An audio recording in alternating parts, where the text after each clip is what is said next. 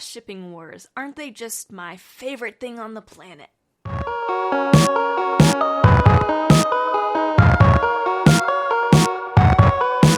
What's up guys, and welcome back to the channel and to another video. Today I'm going to be doing a video that has actually been quite a bit requested by both my TikTok following and my YouTube following, and that is a video called In Defense of Sanegiyuu, aka Sanemi and Giyu, the ship. Now before we dive into today's video, I do just want to say, in order for me to talk about my defense of the ship, a lot of the story and character development that happens that I think can defend the ship happens in the manga that has not yet been animated. So if you are an anime only and you do not want to get spoiled on the literal end of Demon Slayer, this is not the video for you. Go ahead and put a pin on this and check back once you've seen all the anime or you've decided to read the manga, or you don't care about spoilers. If you don't care about spoilers and you want to know my thoughts, then feel free to keep watching. I'm gonna be honest, this is a highly requested video, but I still consider not making it because honestly, shipping wars within fandom is always my least favorite. In fact, the toxicity of shipping wars has completely pushed me out of some fandom spaces because it's just not enjoyable to be in that fandom with how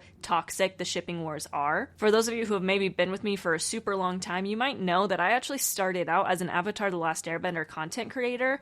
However, because the shipping war between Katang versus Zutara got so toxic and annoying 10 years after the show ended, I just didn't want to be involved in that fandom anymore. I still love that show. It's still one of my all-time favorite shows, and I still like to talk about it with friends, but I just cold turkeyed the fandom because of the shipping wars. And I hate to say it, but the Demon Slayer fandom is slowly getting there. In fact, it's gone to the point where the shipping wars are so bad on Twitter that I don't interact with Demon Slayer Twitter at all. I just kind of post random things, but I don't seek out anyone who's on Demon Slayer Twitter anymore because it's just too toxic for me. And it's slowly seeping into TikTok and Instagram and YouTube, but we'll see what happens. When it comes to ship wars, there are two extreme camps. There are the canon shippers that are extremely toxic towards non-canon shippers, calling them dumb, and constantly trying to remind them that the ship they like is not canon and that they shouldn't ship it because it's not canon. And on the other side of it, we have non-canon shippers that are so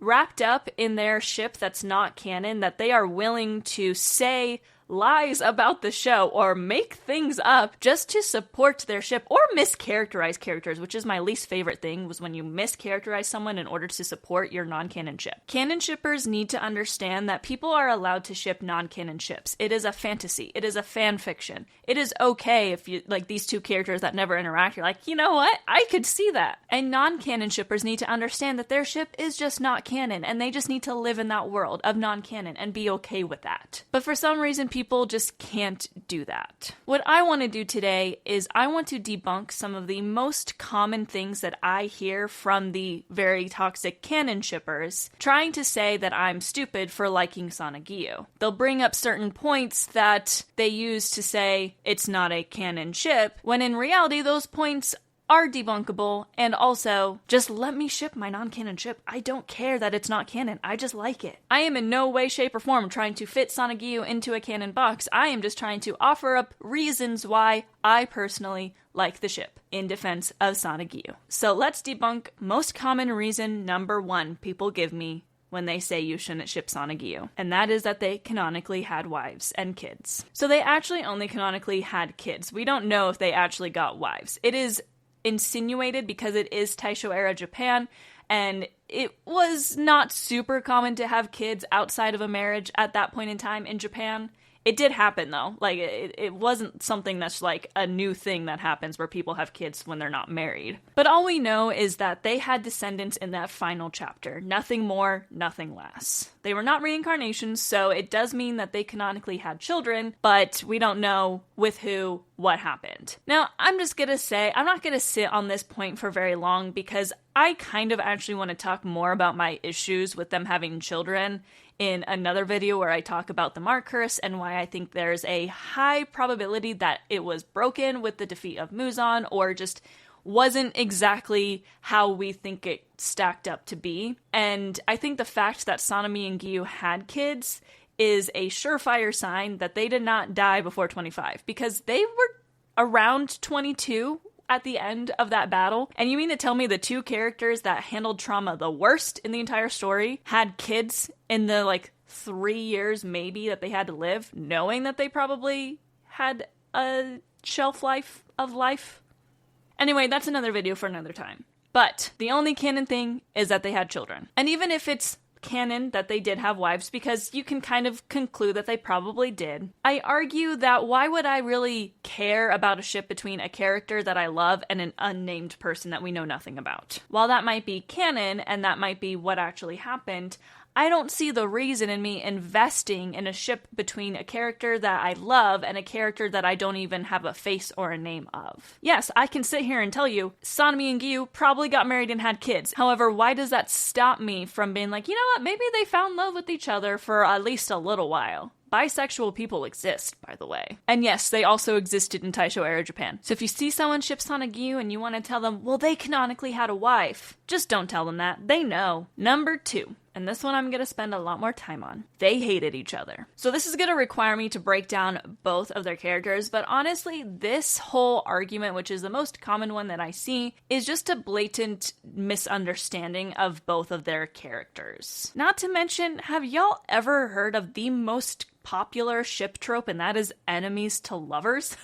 And I say this as someone who doesn't really like enemies to lovers. It's not really my jam. I'm more of a wholesome, boring friends to lovers enjoyer. But enemies to lovers is by far the most popular ship trope in the world. Why are we acting like that can't apply to them? On top of that, what if I told you that they don't actually hate each other? Starting with Giyu. Now, Giyu actually, in the anime, clearly never states that he hates Sanemi. As we see in Hashira training, Giyu thinks that he is not deserving to be a Hashira, meaning he doesn't think that he deserves to be friends with any of them, because he has imposter syndrome. He thinks that he shouldn't even be a demon slayer, that he shouldn't even be alive. And the way he shows that is just by being standoffish and not talking to them, and thinking that, you know, he just doesn't deserve to be with that group, so he just stands off to the side and disengages. But he does not hate Sanemi. In fact, we literally see him talk to Tanjiro in the anime about how he wants to be friends with Sanemi, how he can't understand him,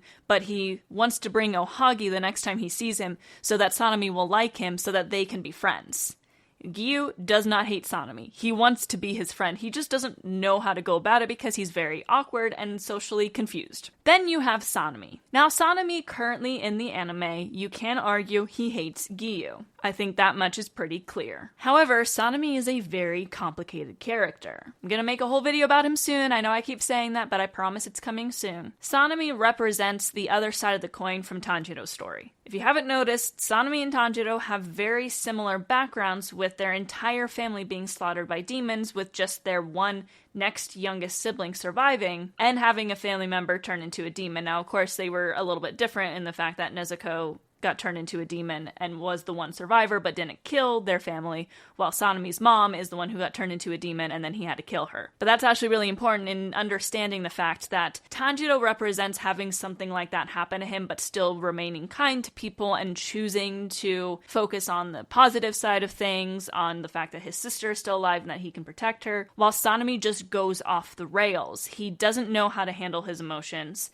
He grew up with a dad who only showed him anger. Sanemi, pre his family getting killed, was the real Sanemi. He is truly a kind person deep down, but when everything happened to him, he became the embodiment of his father. And we see that Sanemi just misunderstands Giyu because he constantly says things like, oh, you're leaving because you think you're better than us. Oh, you stand off to the side because you think you're better than us, when we know that's not the case. But because Sanemi is just such an angry person in general who refuses to understand people's human emotions, he just refuses to understand Giyu. And then a lot happens to Sanemi in that final battle. He loses what he has left, and he ends up being one of the only ones to survive.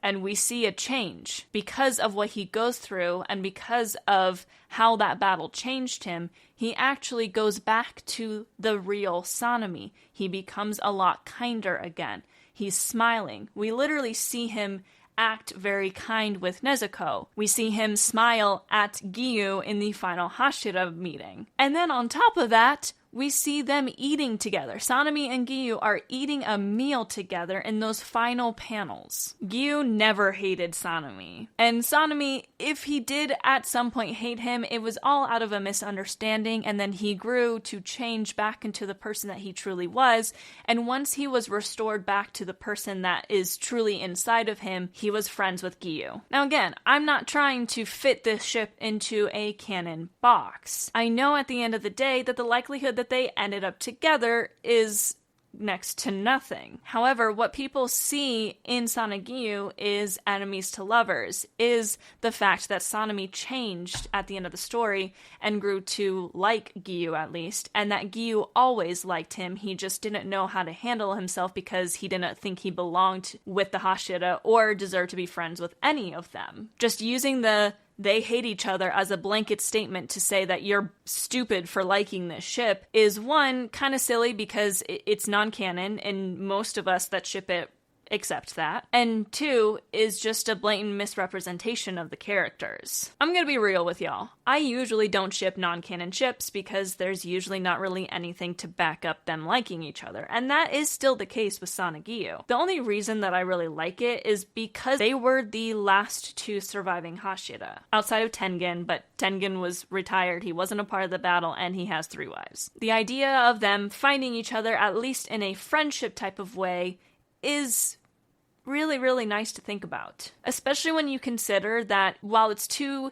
opposite ends of the spectrum, they both handle trauma very similarly, and I like to think that they bonded over that shared trauma. This video is not here to make you ship Sanegiyuu. If it's not your cup of tea, it's not your cup of tea. I understand that. In fact, recently I bumped it down on my list because I realized I just don't care about it as much as I care about a bunch of other ships, which all happen to be canon. But you can't just blatantly ignore their characters in order to attack people who ship it. And people who ship it need to still understand that it is likely that they never ended up together, that they got wives, and that it is canon that they had children with those people, whoever they were. Sanegiyuu is a fantasy ship. It is a non-canon ship that people can enjoy just as a what if. And that's all that it is. So just let people ship what they ship. As long as it's not extremely problematic, people can enjoy what they enjoy. It is not a personal attack against you when someone says they don't like a ship you like or that they like a ship you don't like. Media is subjective. I've said this over and over and over again, and because it is subjective, people are going to like different aspects of stories, or they're going to just dislike a story that you like in general. That doesn't mean that they don't understand media or that the ship that they like is bad because you don't like it. It just means that they have a different mindset than you. And hate to break it to you, that's what makes the world go round, ladies and gentlemen. There is absolutely nothing wrong with liking Sanegiyuu as long as you don't try to force anyone to make it canon. And if you see someone ship something you don't like, just move on with your life. For real. They're fictional characters. Can't we all just get along? Anyway, y'all, that's it for today's video. If you liked this video, don't forget to like the video, subscribe to the channel, and leave a comment your thoughts on Sanegiyuu. You can also follow me on social media. I am at lookingnerdy on X and TikTok, and at Hannah on Instagram. But with that, thank you so much for watching today's video. Mata ne!